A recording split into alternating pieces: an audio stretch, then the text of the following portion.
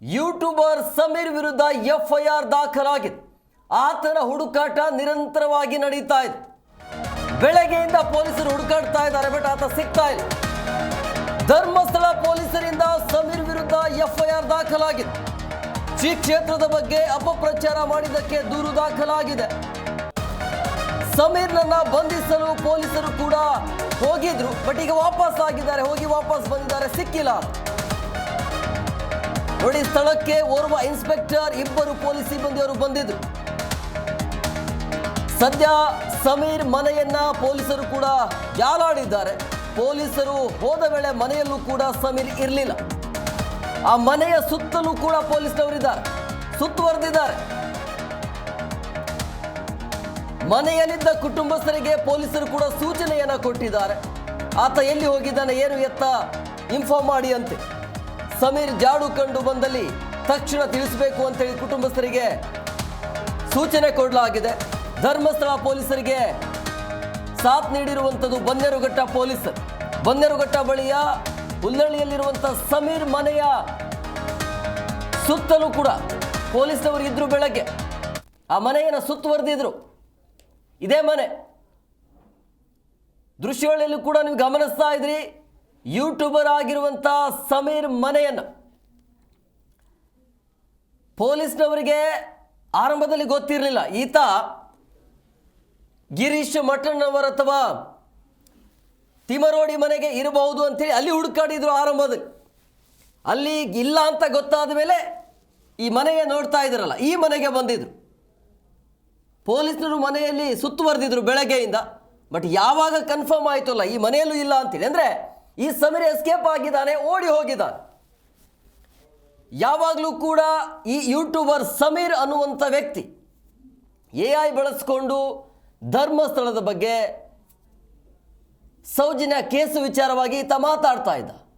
ಎಲ್ಲ ದಾಖಲಾತಿದೆ, ದಾಖಲೆ ಇಟ್ಕೊಂಡೇ ನಾನು ಮಾತನಾಡ್ತೀನಿ ಅಂತ ಹೇಳ್ತಾ ಇರುವಂಥ ಸಮೀರ್ ಎಲ್ಲಿ ಎಸ್ಕೇಪ್ ಆದ, ಎಲ್ಲಿ ಓಡೋದ ಅನ್ನೋದು ಈಗ ಧೈರ್ಯವಾಗಿ ಎದುರಿಸಬಹುದಾಗಿತ್ತು.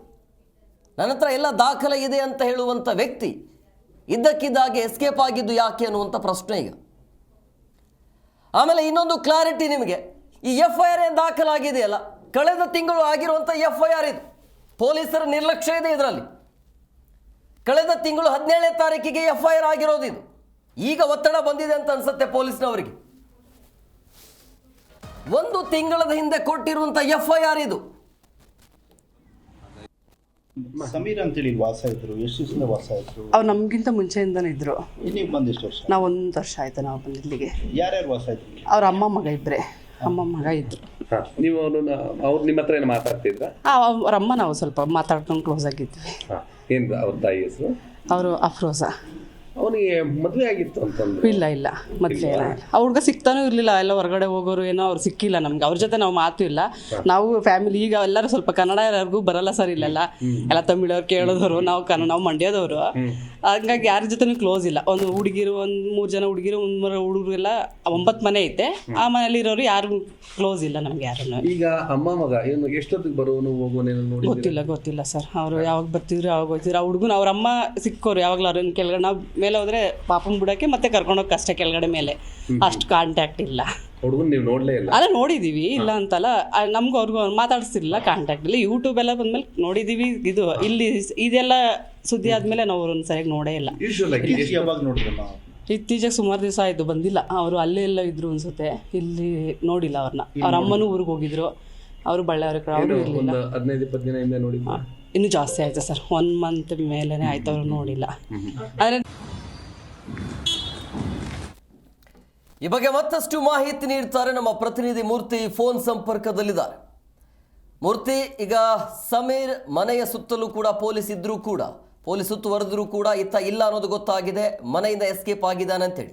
ಸದ್ಯ ಈತ ಎಲ್ಲಿದ್ದಾನೆ, ಅದರ ಬಗ್ಗೆ ಮಾಹಿತಿ ಸಿಕ್ಕಿದೆಯಾ?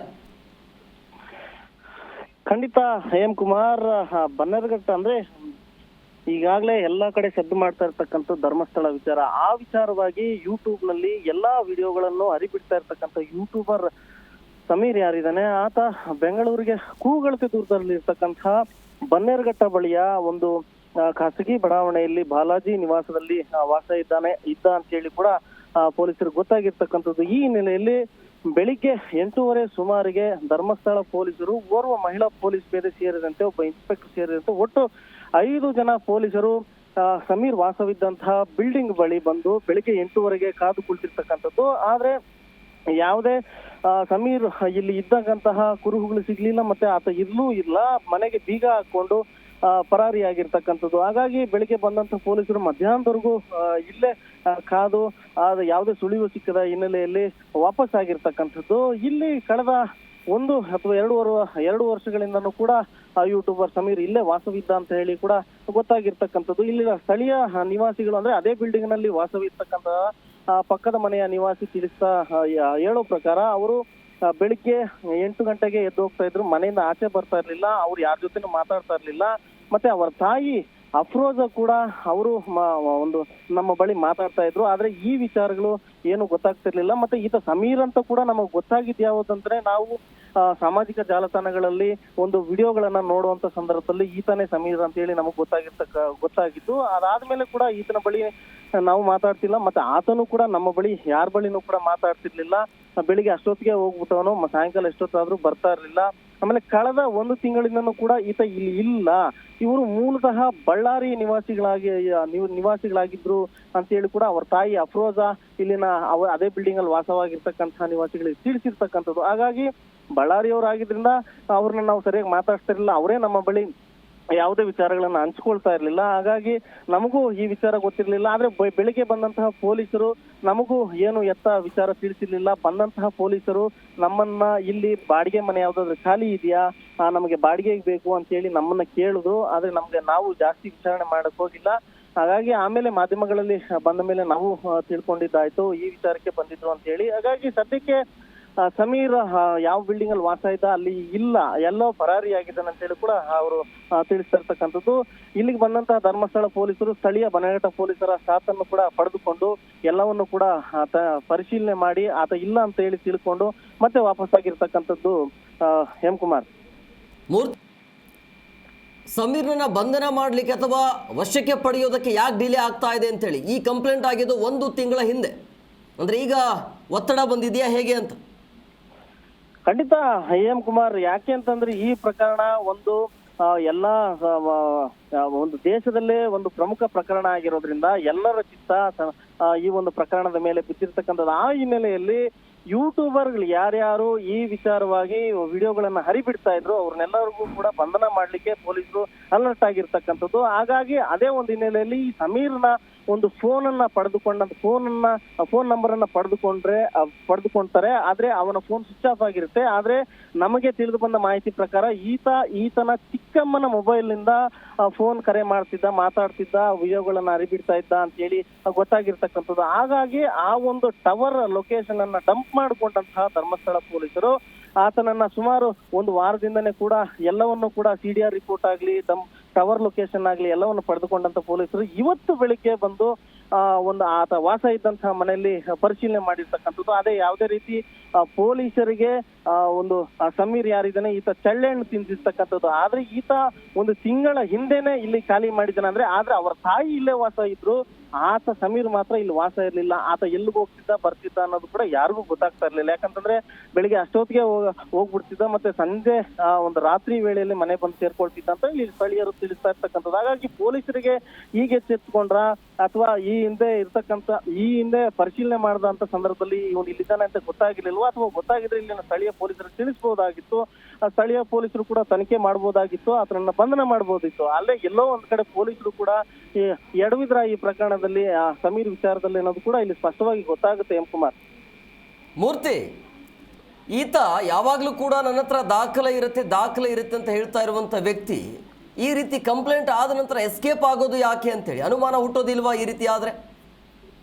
ಖಂಡಿತ ಹೇಮಕುಮಾರ್, ಯಾವುದೇ ಒಬ್ಬ ವ್ಯಕ್ತಿ ಈ ರೀತಿ ಮಾಡಿದ ಮೇಲೆ ಪರಾರಿಯಾಗಿದ್ರೆ ಈ ರೀತಿ ಅನುಮಾನಗಳು ಹುಟ್ಟೋದು ಸಹಜ. ಹಾಗಾಗಿ ಈತನ ಮೊಬೈಲ್ ನಿಂದನೇ ವಿಡಿಯೋಗಳನ್ನ ಹರಿಬಿಡ್ತಾ ಇದ್ನ ಅಥವಾ ಈತ ಒಂದು ಸಿಸ್ಟಮ್ ಮುಖಾಂತರ ವಿಡಿಯೋಗಳನ್ನ ಹರಿಬಿಡ್ತಾ ಇದ್ನ ಅಂತ ಹೇಳಿ ಕೂಡ ಇಲ್ಲಿ ಪ್ರಶ್ನೆ ಆಗಿರ್ತಕ್ಕಂಥದ್ದು. ಹಾಗಾಗಿ ಇವನು ಮೊಬೈಲ್ ಮುಖಾಂತರನೇ ಈತ ವಿಡಿಯೋಗಳನ್ನ ಹರಿಬಿಡ್ತಾ ಇದ್ರೆ ಇಲ್ಲಿ ಸುತ್ತಮುತ್ತ ಇರ್ತಕ್ಕಂಥವ್ರು ಯಾರಿಗೂ ಕೂಡ ಆತನ ಮುಖ ಪರಿಚಯ ಇಲ್ಲದೆ ಇರ್ತಕ್ಕಂಥದ್ದು ದುರಂತವೇ ಸರಿ ಅಂತಾನೆ ಹೇಳ್ಬೋದು. ಹಾಗಾಗಿ ಈತ ಬರ್ತಿದ್ದು ಲೇಟು ಮತ್ತೆ ಮನೆ ಬೆಳಗಿನ ಜಾವ ಬಿಟ್ಟಿದ್ದು ಬೇಗನೆ ಬಿಟ್ಟು ಹೋಗ್ತಿದ್ದ. ಹಾಗಾಗಿ ಪೊಲೀಸರಿಗೂ ಕೂಡ ಎಲ್ಲೋ ಒಂದು ರೀತಿ ದಾರಿ ತಪ್ಪಿಸುವಂತ ಒಂದು ಚಾಲಾಕಿತನದಿಂದ ಈತ ಇಲ್ಲಿ ವಾಸವಾಗಿದ್ದ ಅನ್ನೋದು ಕೂಡ ಸ್ಪಷ್ಟವಾಗಿ ಗೊತ್ತಾಗುತ್ತೆ ಹೇಮಕುಮಾರ್.